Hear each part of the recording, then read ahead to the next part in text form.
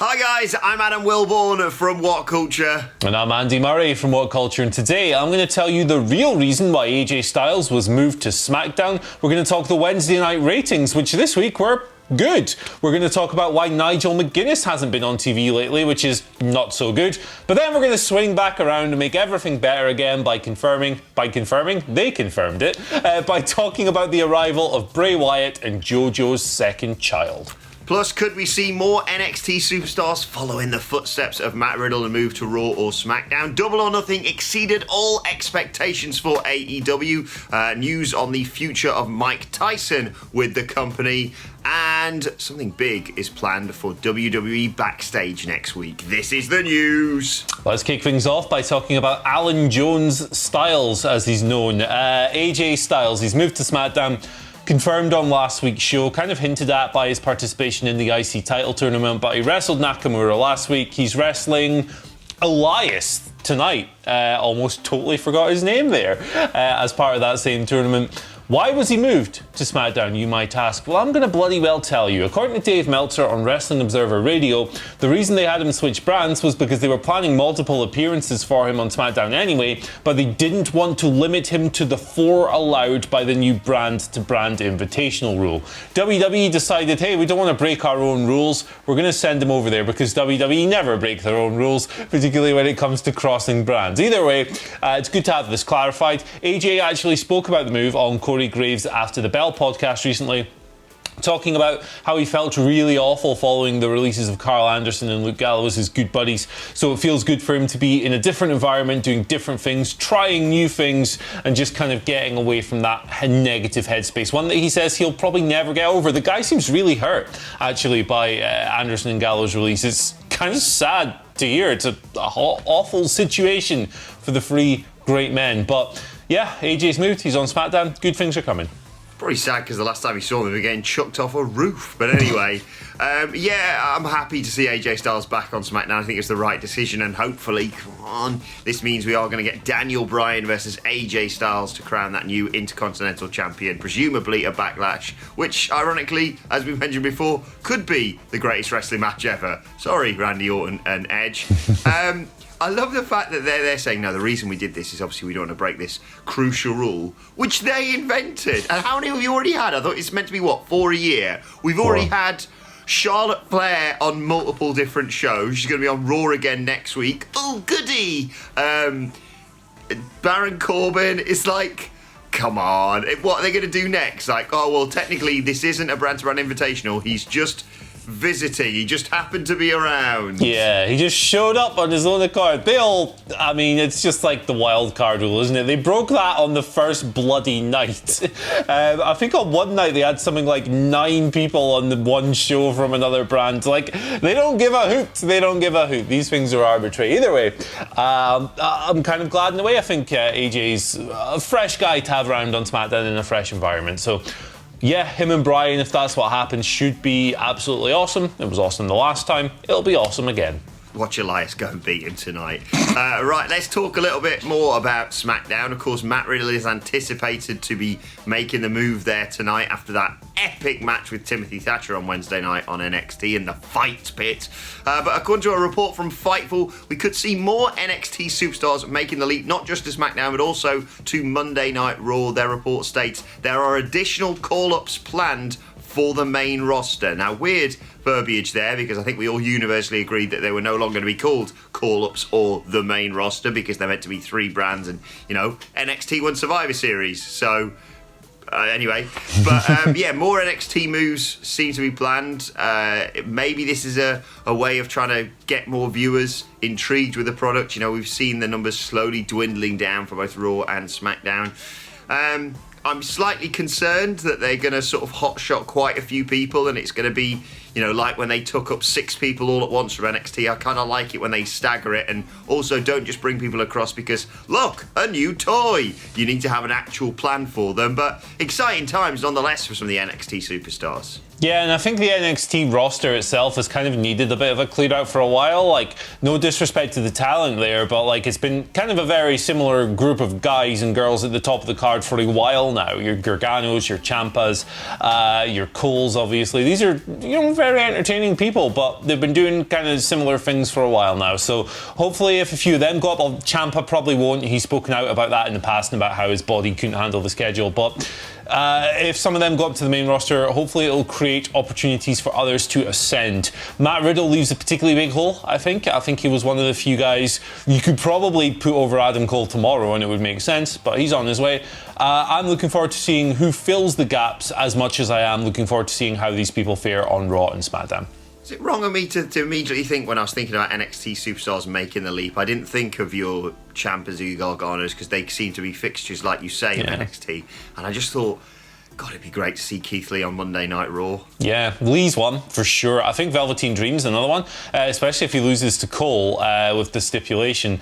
He's a guy who benefits most from working in front of big crowds. Now, obviously, that's impossible at the moment, but I think he's a really interesting one to follow on the main roster, if we can even call it that anymore. Yeah, two things. If you're going to bring someone like Velveteen Dream or Keith Lee up, at least try and hold off until we've got crowds back, because can you imagine the pop when the finger snap, the lights change? Oh, and just Keith Lee would just be epic as well. And most importantly of all, don't screw this up, Vince. He'll find a way. He always finds. Vince finds a way, like life itself. Let's talk Wednesday night ratings. We're just gonna. They're just good. They're just good numbers. AEW was up 18% in total viewership to 827,000. That is the highest since the 18th of March.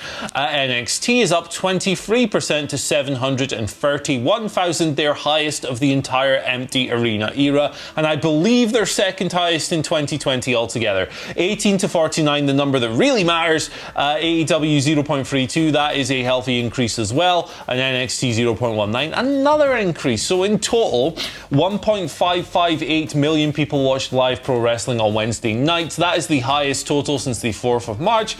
It's just good, encouraging stuff. The trends in the empty arena era are what they are. They haven't been great. We've seen declines across the board. So it's nice to hear this. This is heartening.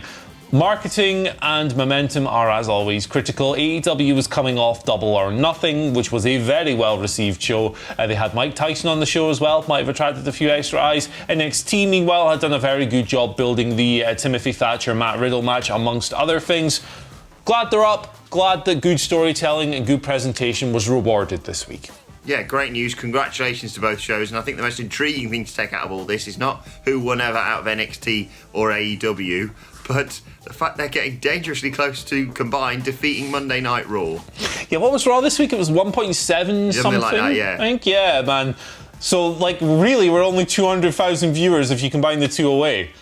Man, hopefully the upward trajectory continues. I want all shows to post great viewership, obviously, but at the same time, the intrigue of these two Wednesday shows combining to beat Raw is so high. 2020 is an interesting time. Yeah, unquestionably. Another thing that did well for AEW this week was Double or Nothing, according to reports from Dave Meltzer in this week's Wrestling Observer newsletter, exceeding all expectations from a business standpoint. The streaming numbers on Bleacher Report Live and Fight TV were up 10 to 15% compared to February's Revolution show.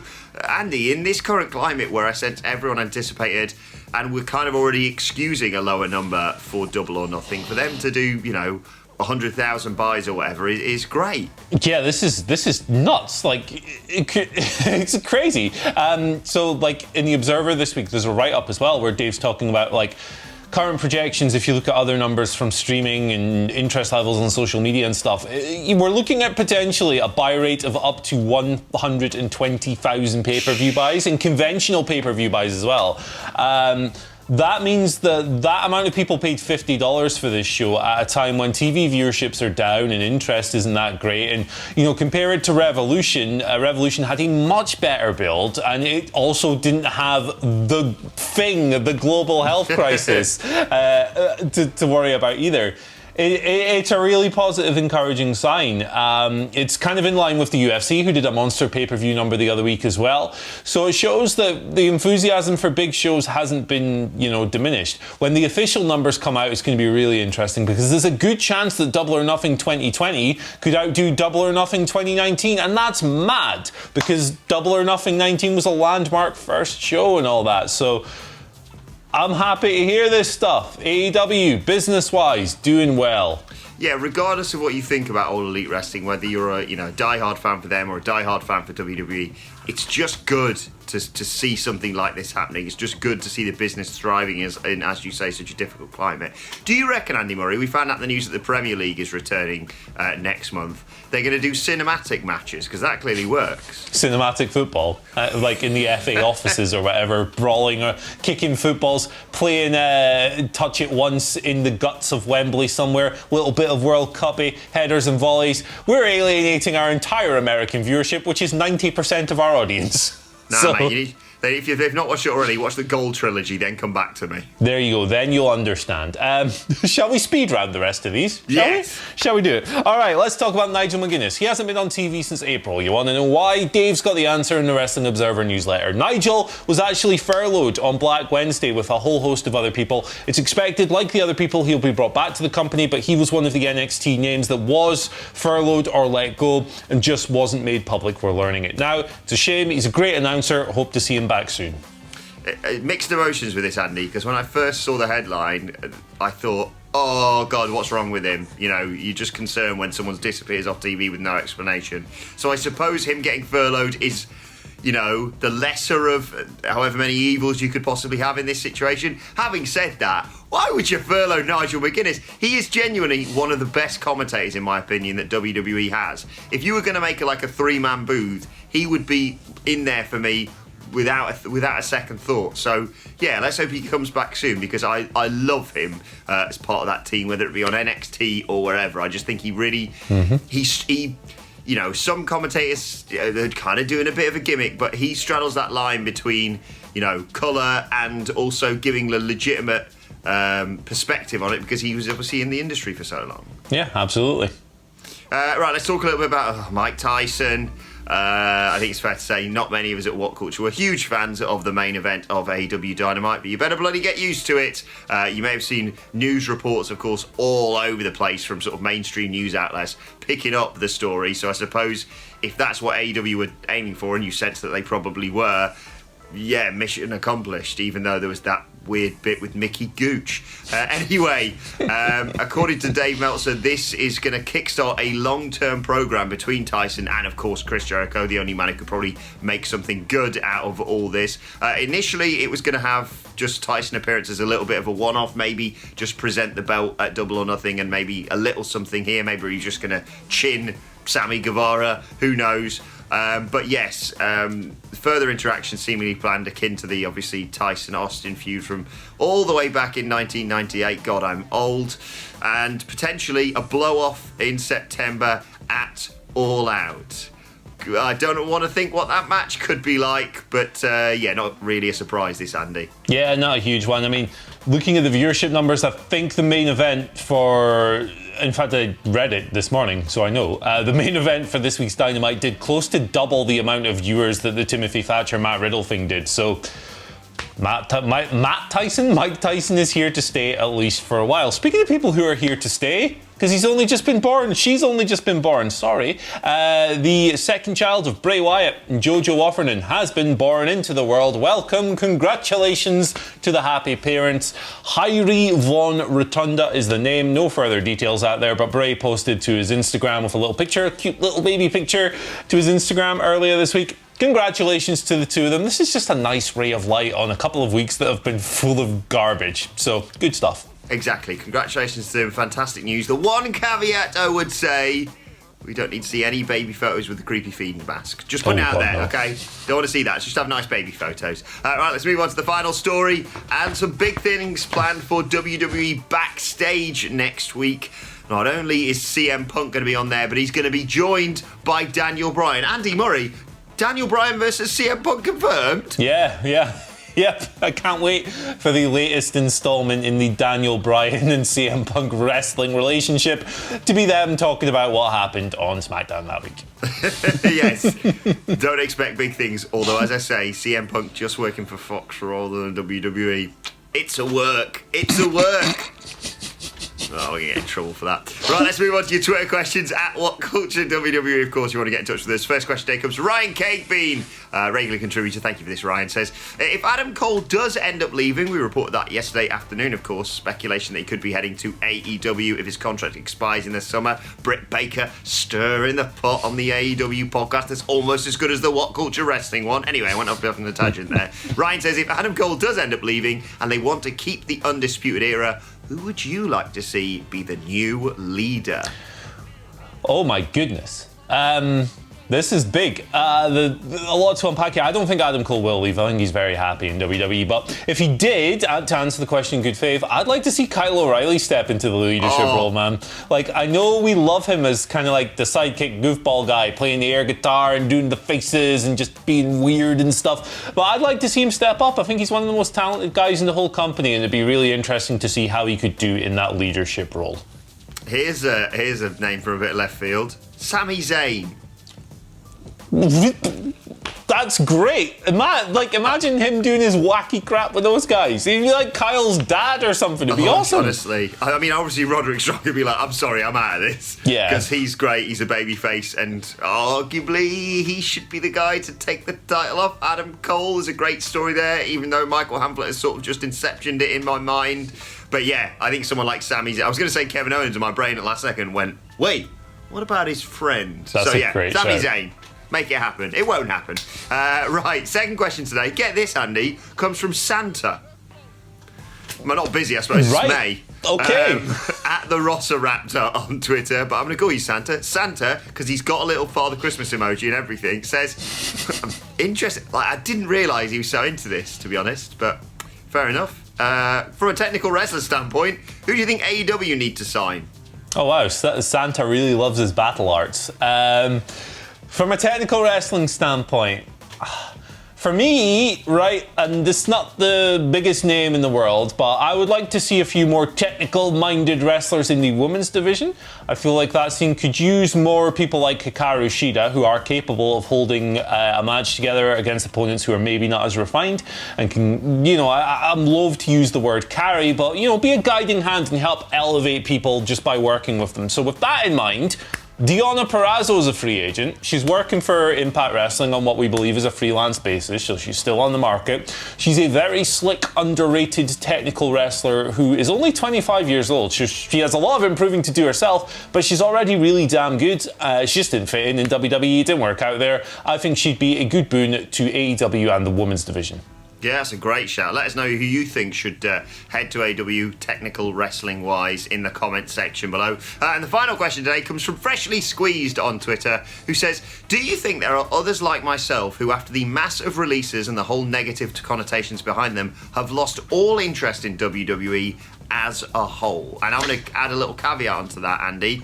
How did WWE get them back if that is the case? Yeah, I do think there's an element of that. I do think there's a part of the viewership that maybe won't return after all this is through, because it's like sometimes you just cut something out of your schedule, right? And the empty arena era is a good opportunity to do that. Sometimes you cut something out and you realise you don't miss it and you're not going to go back to it. It happens with loads of different things. So definitely an element to that. They've accrued a lot of bad will this year. They've done a lot of, what the Observer would classify as disgusting promotional tactics. It's a tough one. Winning them back, I don't know if they ever can. I think WWE's moment in the sun came like 20 years ago, and I don't know if there's ever any going back, barring a radical regime change at the very top, which is probably never going to happen. I was chatting to Joe Hendry of Ring of Honor this week. You can still check out that interview here on the YouTube channel or as a podcast by searching for What Culture Wrestling. And whilst I do agree that it is going to be a tough ask for WWE to get all of the fans back, I think also once, and it's obviously going to be a sort of sliding scale, once we get back to full arenas of fans like we had at the start of this year, I think people have missed it so much. You don't know what you've got till it's gone. pave paradise, put up a parking lot.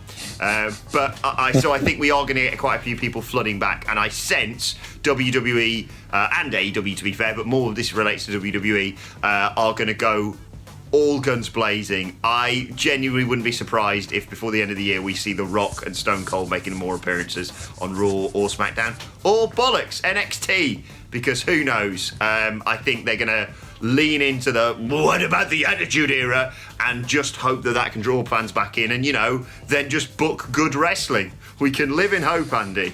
Fingers crossed.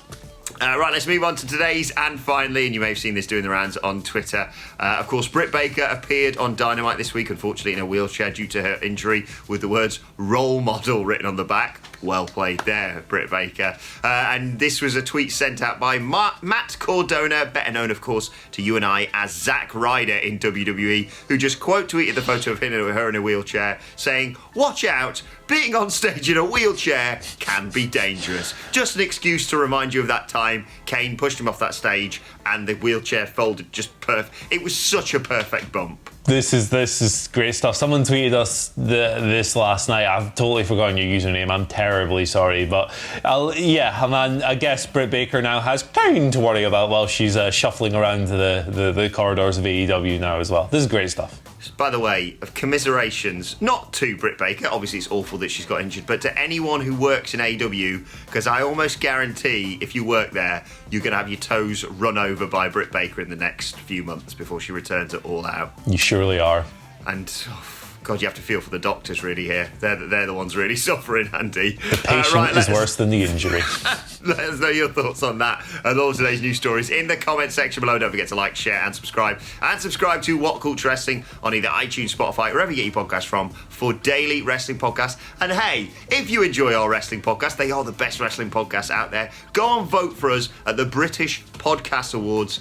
There's links all over our Twitter pages at WhatCulture WWE. Michael Hamflett pointed it out. I've tweeted it. All the guys have tweeted it out, basically. Please go and vote for us on there, because it'd be funny if we beat people who, do proper podcasts with a podcast that just sent us around me going, "Oh, iconic, worldwide," and talking about flies shagging. So yeah, please go and support us. Right, let us know everything we've discussed, your thoughts in the comments.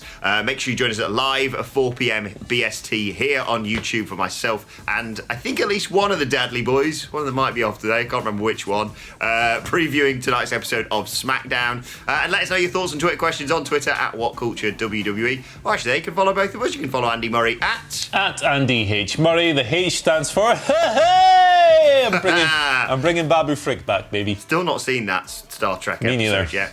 You can follow me at Adam. We're going to get comments at Adam Wilmore. Follow us all at WhatCultureWWE. But for now, my thanks to Andy Murray. Thank you for joining us, and we will see you soon. Love Darth Picard, man.